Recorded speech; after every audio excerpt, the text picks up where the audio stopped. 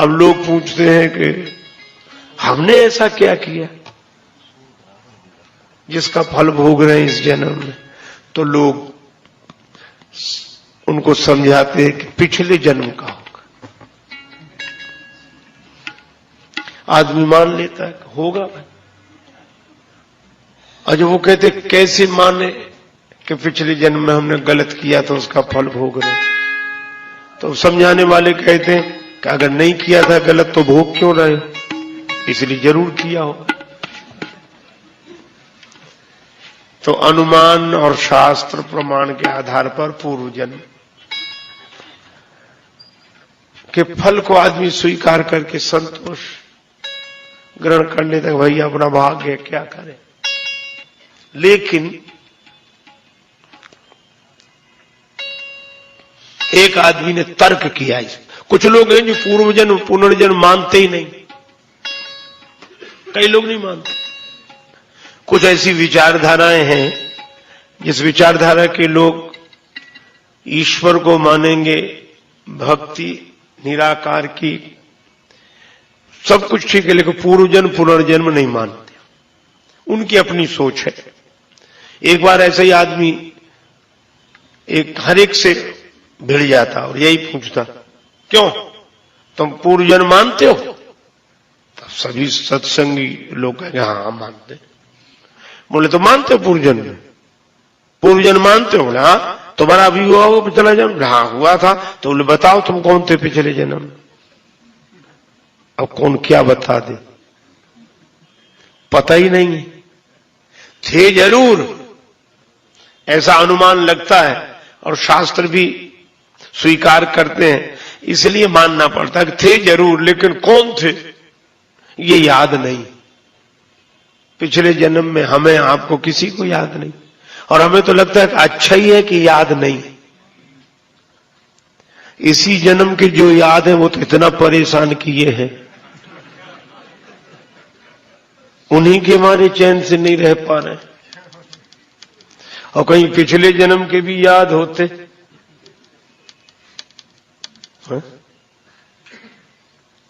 आदमी जब सोचता है कि अब ठीक, चलो अपने घर चले, अब जाना है, अब नहीं रुक सकते, घर जाना है, ठीक है, अच्छी बात है। अब कल्पना करो इसी जन्म का घर इतना व्याकुल कर देता है और कहीं पिछले जन्म का भी याद होता तो क्या दशा होती कि जाएं तो, लेकिन हम यही सोच रहे हैं कि इस जन्म वाले में जाएं कि पिछले जन्म वाले में जाएं। कितनी झंझट होती आप देखो। तो ये भगवान की बड़ी कृपा है कि जरूरत भर का याद रहने देते हैं पिछले जन्म का, लेकिन है तो, पर वो मानता ही नहीं था। बताओ कौन थे तुम पिछले जन्म में? तो कोई ना बता पावे। एक आदमी था, बोले महाराज इनसे हमारी बात कराओ। बड़े बड़े गुरुओं को मौन करा दिया, बताओ तुम पिछले जन्म में कौन थे? तो कुछ के समाधान गुरु लोगों से तो कुछ के चेलों से होते। गुरु जी का चेला बड़ा तगड़ा था, बोले महाराज आप बैठो हमसे कराओ इनकी बात। तो वही बोला, बोले क्यों, क्या पूछ रहे गुरु जी से? बोले यही पूछ रहे तुम पूर्व जन्म मानते हो, पिछला जन्म मानते हो? बोला हाँ मानते। तो बोले बताओ तुम पिछले जन्म में कौन थे? वो तुरंत बोला गुरु जी का चेला, बोले हम तुम्हारे बाप थे, हम तुम्हारे बाप थे। अब उसको बड़ा क्रोध आया, तमतमा गया, क्रोध में कांपने लगा। बोले ये झूठ है, तुम हमारे बाप नहीं थे। अब क्रोध में था। तो चेला बोला फिर? बोला हम तुम्हारे बाप थे। तो बोला कोई बात नहीं, तुम ही बने रहो, मान तो गए कि थे, यही तो सिद्ध करना था, उसमें क्या देखकर, चाहे हम तुम्हारे बाप न चाहे तुम्हारे, सिद्ध तो ये हो। तो भैया चाहे क्रोध में मानो चाहे बोध में मानना तो पड़ता है। जन्म जन्म मुनि जतन कराहि, जन्म जन्म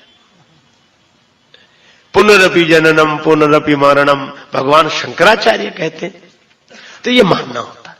लेकिन अब थोड़ा महापुरुषों के ढंग से और विचार करें, वेदांत के ढंग से, ब्रह्मज्ञानी महापुरुषों के अनुभव के आधार पर विचार करें।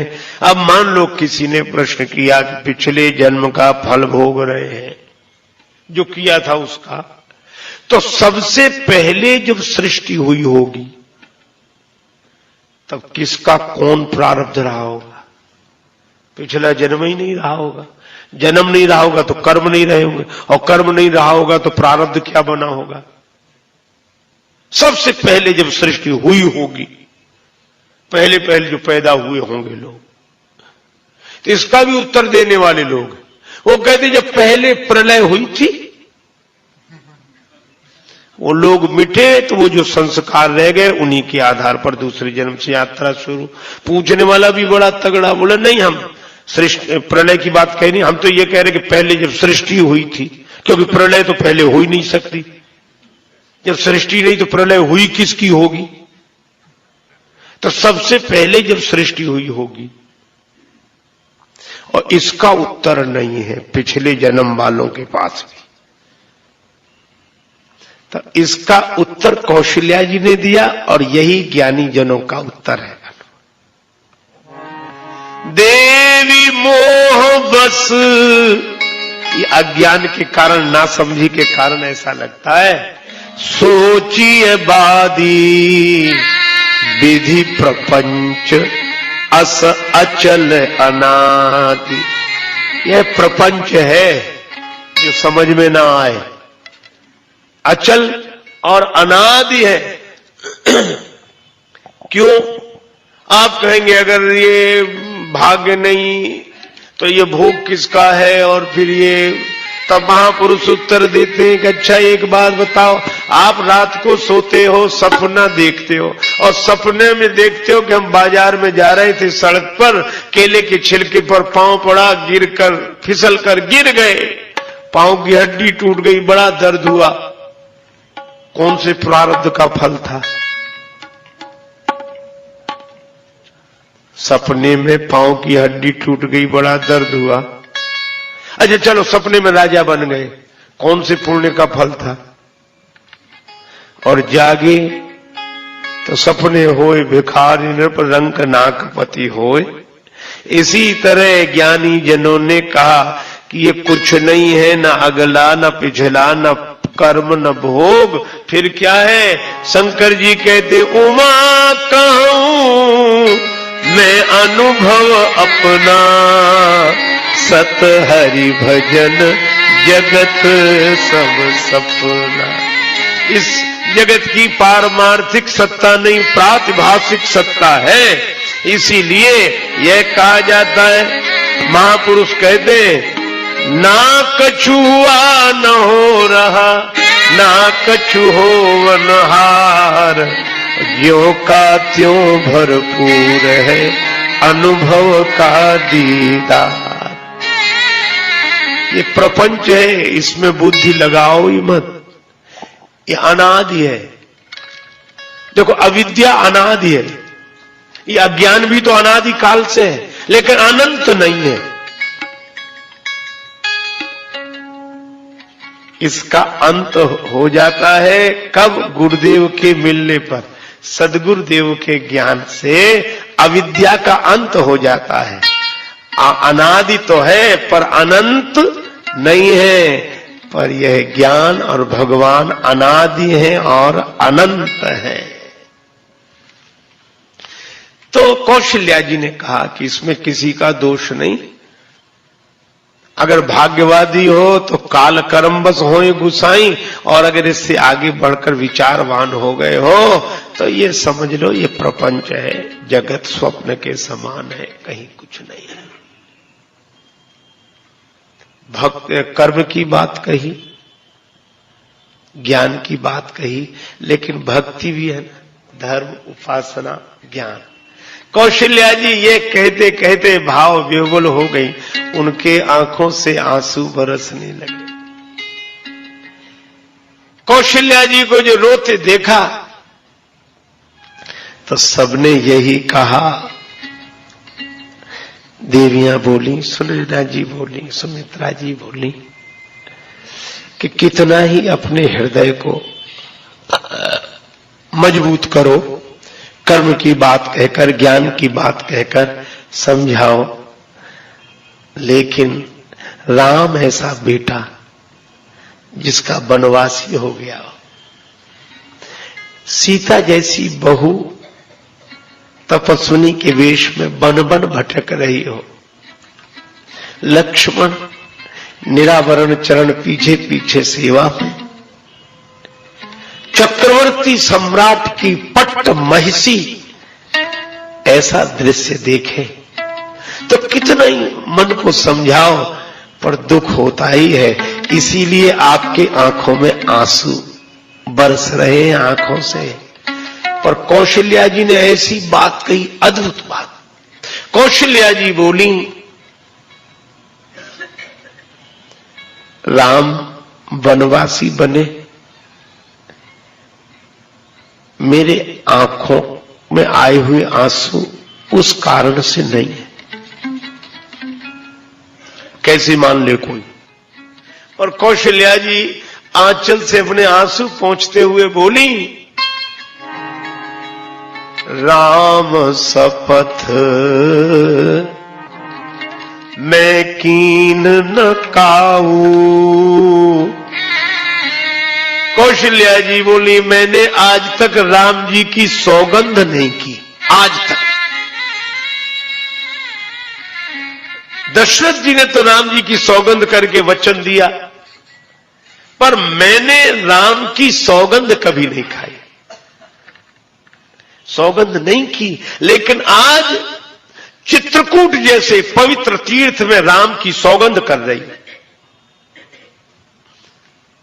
राम शपथ मैं कीन न काऊ, सो करी कहूं सखी सती भाव।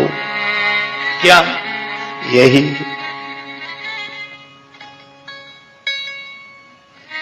राम जाहि बन।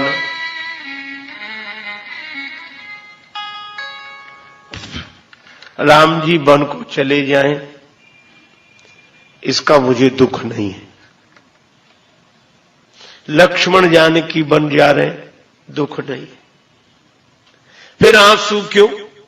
राम जाई बन राज तजी, भल परिणाम न पूछ। आंखों में आंसू क्यों? मैं राम की सौगंध करके कहती हूं इस चित्रकूट जैसे तीर्थ में कि राम के वन जाने का मुझे दुख नहीं। फिर आंखों में आंसू क्यों? गहवरी ही कहे कौशिला, मोही भरत कर सोच। मुझे तो भरत की चिंता है, भरत का दुख है मेरे मन। भरत का क्यों? अब कौशल्या जी आंसू नहीं रोक सकी, कहने लगी महाराज दशरथ अब नहीं है, पर जब थे तब अयोध्या नरेश महाराज दशरथ बार बार एक ही बात कहते हैं। जब मेरे भवन में विश्राम करते, मैं उनकी चरण सेवा करती, तो कभी कभी भाव विह्वल होकर अयोध्या नरेश महाराज दशरथ उठकर बैठ जाते और कहते, कौशल्या कुछ कहना चाहता हूं।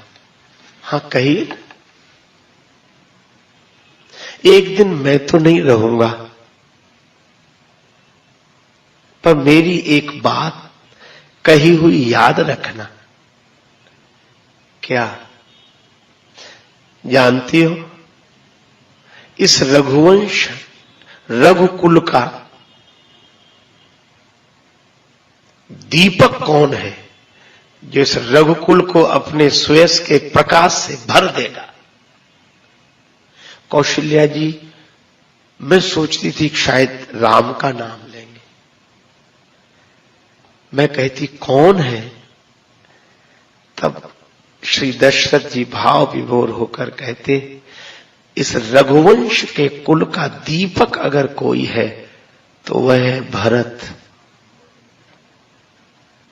और एक बार नहीं, जाने सदा भरत कुल दीपा, बार बार मुह कहेऊ महीपा। बार बार महाराज दशरथ ने कहा कि मैं तो नहीं रहूंगा, पर मेरी बात याद रखना, इस रघुवंश के कुल का दीपक, रघुकुल का दीपक कोई है जो स्वयं के प्रकाश से इस वंश को भर देगा, वह भरत है। कौशल्या जी कहती है कि मैं दो दो को खो चुकी हूं। सूर्य अस्त हो जाए तो प्रकाश पाने की कोई व्यवस्था नहीं रहती, और सूर्य अस्त हो गया। अयोध्या का सूर्य तो महाराज दशरथ के साथ अस्त हो गया। अथयऊ आज भानु कुल भानु, सूर्य वंश का सूर्य दशरथ जी के साथ अस्त हो गया। सूर्य के अस्त होने पर मणि से प्रकाश मिलता है, और मणि है राम। जाए दीख रघुवंश मणि, और मणि चली आई वन में। और लक्ष्मण क्यों चले आए? बोले जहां मणि वहां फणी।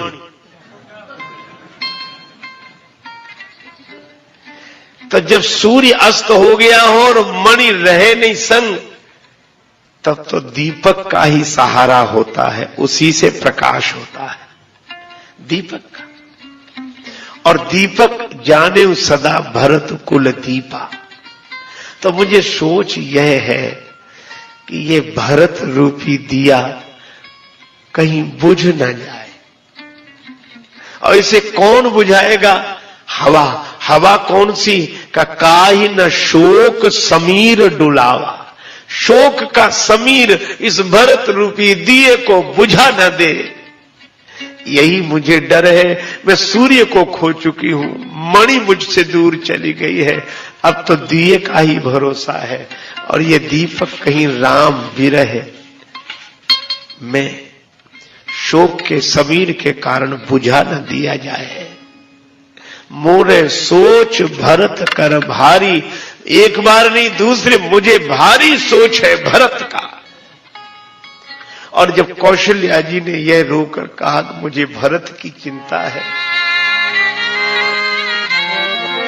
देख स्वभाव कहत सब कोई,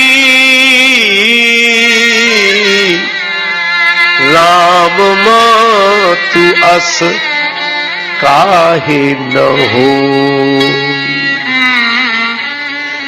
जब कौशल्या जी ने कहा कि मुझे भरत की चिंता है, इसलिए हे सुनैना जी, आप विवेक निधि बल्लभा हैं, आपको कौन उपदेश दे सकता है, पर रानी राय सन अवसर पाई। अगर अवसर मिल जाए तो महाराज जनक से यह कह देना कि भरत को राम के साथ भेज दे वन, क्योंकि भरत राम के बिना रह नहीं पाएगा और मुझसे यह कह भी नहीं पाएगा। रहे नीक मोह लागत नाही, गूढ़ स्नेह भरत मन माही, रहे नीक मोह लागत नाही। और जब कौशल्या जी ने यह बात कही, सब भाव विभोर हो गई, सब देवियों की आंखों से आंसू बरसने लगे। और उस समय तुलसीदास जी कैकेयी माता का चित्र खींचते हैं कि कैकेयी माता की क्या दशा है। उनको लगा एक राम की मैया जो भरत के लिए आंसू बहा गई, और एक अभागिनी भरत की मां। युग युग तक चलती रहे यही कठोर कहानी। रघुकुल में भी थी एक अभागिन रानी, पर क्या करे अबला जीवन हाय तुम्हारी यही कहानी। आंचल में है दूध और आंखों में पानी। तुलसीदास जी कहते कैकेयी जी सोच रही हैं, अवनी जमही जांचत कैकेयी। दो से प्रार्थना कर रही है कैकेयी, सिर झुका हुआ है, आंसू बरस रहे हैं, पृथ्वी की ओर देख रही है, प्रार्थना ऊपर वाले से कर रही है। अवनी जमही जांचत कैकेयी, पृथ्वी से कह रही कि तू फट जा, तुम्हें इसमें समा जा। क्या मोह लेकर मैं इन सब की तरफ देखूं, कौशल्या जी की तरफ कैसे देखूं? ये पृथ्वी फट जाए तो मैं इसमें समा जाऊं, और अगर पृथ्वी नहीं फटती तो यमराज से कह रही तू ही प्राण ले जा। अवन यमही जांचत कैकेयी और मही न बीचू। पृथ्वी फटकर जगह नहीं दे रही है और विधि मीचू न देई, और ब्रह्मा ये भाग्य मौत नहीं दे रहा है। पश्चाताप की प्रतिमा बनी है कैकेयी। सुनैना जी ने भी देखा यह शोक का वातावरण, जैसे करुणा जन करुणा बहुबेश विसूरति, जैसे करुणा अनेक रूपों में प्रकट होकर आंसू बहा रही हो। सुनैना जी ने सिय हित विनय सुनाए, आज्ञा हो। कौशल्या जी से कहा तो बेटी जानकी को मैं अपने साथ लेती जाऊं, पिता से मिल लेगी। कौशल्या जी ने कहा कि इसमें क्या पूछा। सीता जी को लेकर सुनैना जी गई। जनक जी परम विरागी है, परम ज्ञानी है, लेकिन अनुरागी है। जब श्री जानकी जी को देखा, आहा,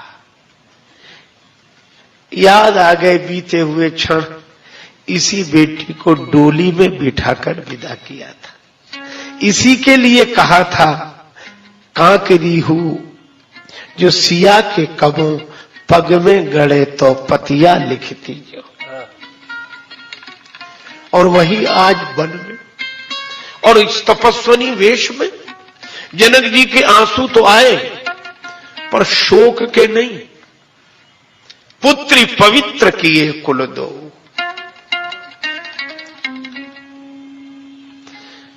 तुलसीदास जी कहते महाराज जनक ने कहा कि मेरी पुत्री ने, पुत्र तो नहीं था, पुत्री थी, लेकिन पुत्री ने दोनों कुलों को पवित्र कर दिया, पिता के कुल को भी और पति के कुल को भी। कई लोग पुत्री के नाम से ही बहुत घबराते हैं। महाराज बेटी हुई है, क्या कर बेटी। तो हम लोग का इतना काहे को रोते हो, बेटी हुई है, बेटा बेटा हुआ। बोले बेटा नाम चलाता है, बेटी से नाम थोड़ी चलता, बेटे से नाम चलता है। बेटी तो पराया धन। हमने कहा एक बात बताओ, बेटा नाम चलाता है कि नाम कटाता है?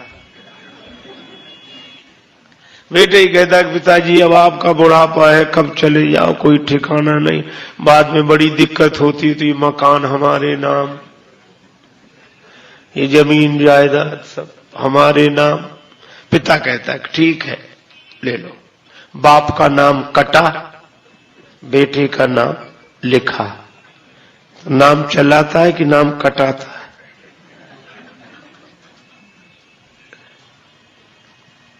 मैं कोई बेटों का विरोध नहीं कर रहा हूं, आप ऐसा न समझ लें, लेकिन जो बेटों के कारण बेटियों की उपेक्षा करते उनकी बात कह रहा हूं। देखो बेटा बुद्धिमान हो सकता है पर बेटी हृदयवान होती है।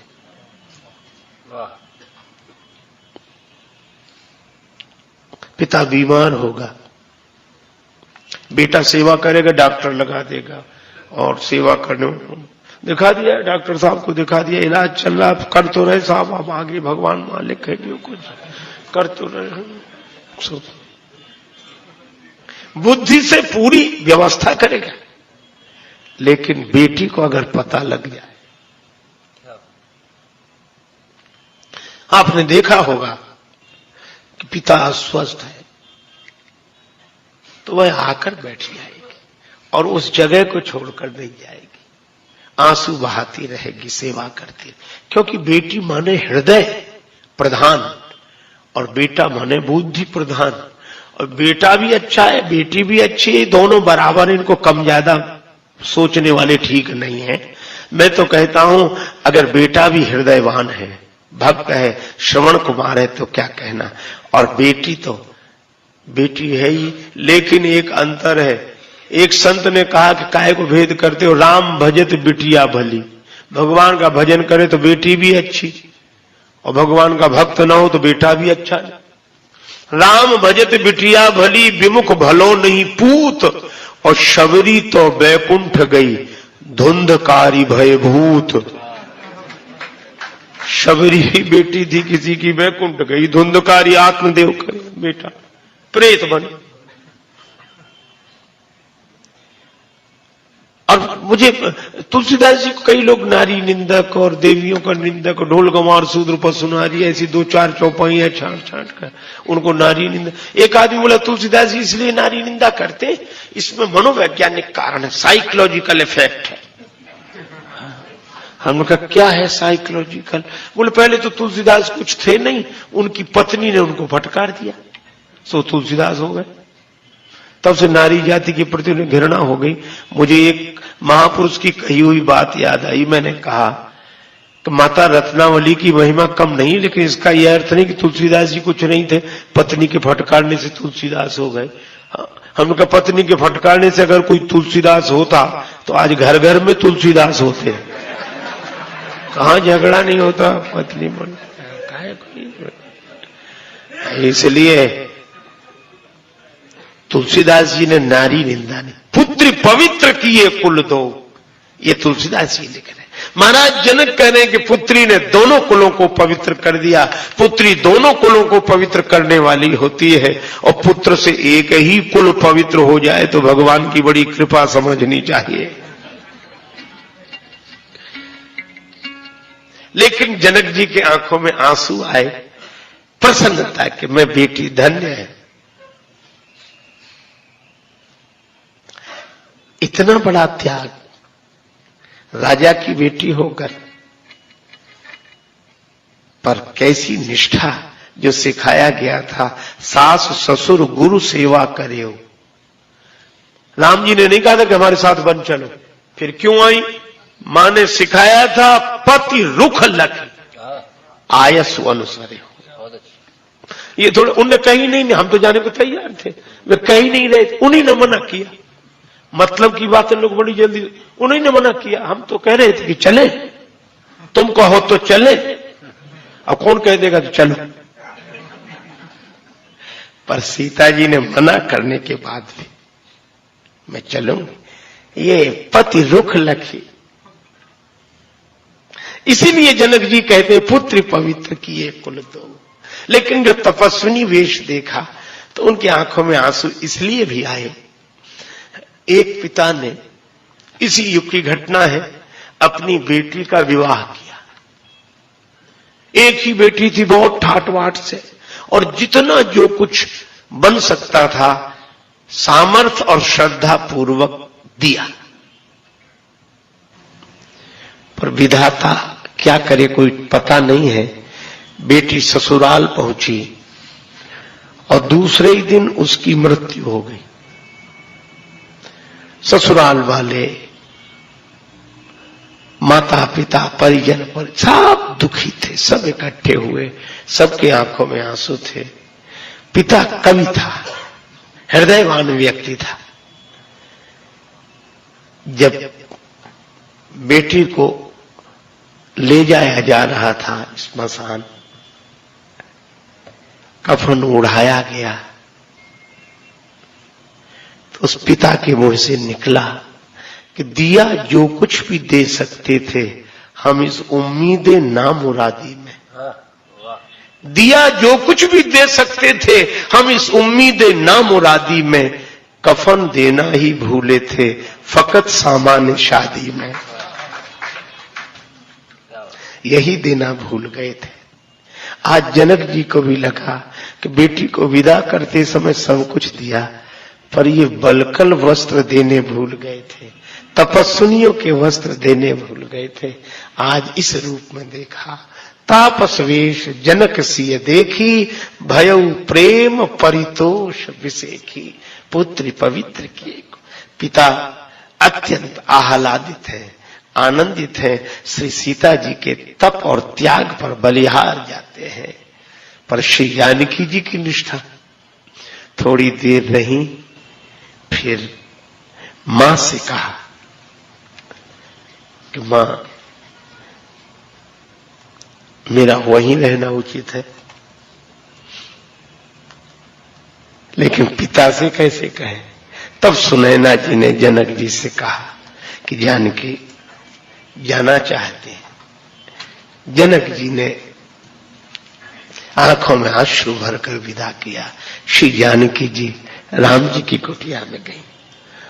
रात्रि का समय है, जनक जी सो रहे हैं, नींद नहीं लगी है, बस लेटे हैं। सुनैना जी आकर बैठ गई हैं, चरण दबा रही हैं, बातचीत हो रही है परस्पर। जनक जी ने पूछा, वहां गई थी? हाँ। क्या बात हुई? और तो सब बात हुई, लेकिन एक बात है, श्री राम जी की जननी कौशल्या जी ने कहा है कि अगर अवसर मिल जाए, रानी रायसन अवसर पाई, अवसर मिल जाए तो यह कह देना कि राम से भरत को अलग न करे, चाहे वन ही भेजना पड़े तो भरत को भेज दे। अगर भरत राम से अलग रहे तो जीवित नहीं रह सकेंगे। महाराज जनक ने जब यह बात सुनी, कौशल्या जी भरत जी के लिए यह बात कह रही, तो जनक जी उठकर बैठ गए। रात्रि का समय है, महाराज जनक उठकर बैठे हैं, आंखों में आंसू हैं, शरीर में रोमांच है, और जनक जी बोले, कुछ कह रहा हूं, सुनैना सुनो। सावधान सुन सुमुखी सुलोचनी, भरत कथा भवबंध विमोचन। भरत कथा भवबंध विमोचन।